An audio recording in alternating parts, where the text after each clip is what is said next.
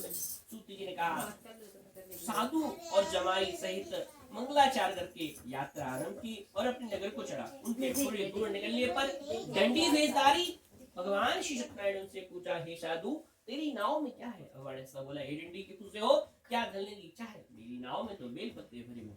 वैश्य का कठोर वचन सुनकर भगवान ने कहा, तुम्हारा वचन सत्य हो। डंडी ऐसा कहकर कहां से कुछ दूर चले गए और कुछ दूर जाकर किनारे बैठ गए। जाने डंडी के जाने पर वैश्य ने नृत्य करने बाद नाव को ऊंची उठ देकर चढ़ किया तथा नाव में बेल पत्ते देकर मूर्छित हो जमीन पर गिर पड़ा। फिर मूर्छा खुलने पर अत्यंत शोक प्रकटने लगा। तो उसका दामद बोला कि आप शोक ना करें, ये डंडी का श्राप है, अतः हमें पूरी की शरण में चलना चाहिए, तभी हमारी मनोकामना पूरी होगी। दामाद के वचन सुन गए वह डंडी के पास पहुंचा, अपने मंत्री भाव से नमस्कार करके बोले कि हे प्रभु, मैंने जो आपसे असत्य वचन कहे थे उसको क्षमा करो। ऐसा कहकर सुकातुर होने लगा। तब डंडी भगवान बोले, हे माणिक पुत्र, मेरी आज्ञा से तुम्हें बार बार प्राप्त हुआ, तो मेरी पूजा से रोक हुआ। साधु बोला, हे प्रभु, मुझसे या मेरे प्रवास से जो कुछ भूल हुई हो उनको क्षमा करो।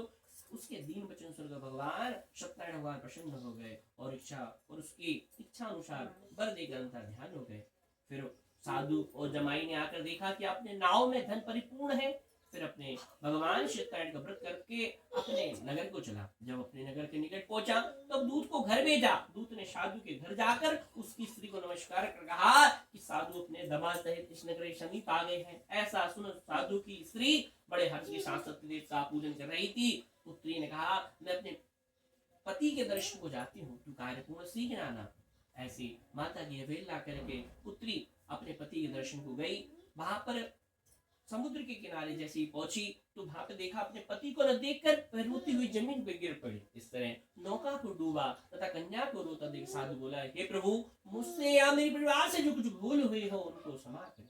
उसके दीन वचन सुनकर भगवान प्रसन्न हो गए और इच्छानुसार देकर अंतर ध्यान हो गए।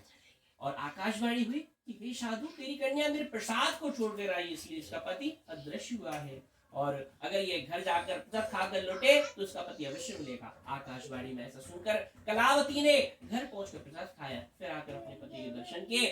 साधु ने वायु बांधो से सत्यदेव का विधि भगवान जी का पूजन किया और उस दिन से मैं प्रत्येक पूर्णिमा को भगवान श्री सत्यनारायण का व्रत करने लगा। फिर श्लोक के शुभ भोग कर अंत में स्वर्ग लोक को चला गया। बोली श्री सत्यनारायण भगवान की जय। सूची जी बोले, मैं और भी कहना कहता हूँ, सुनो।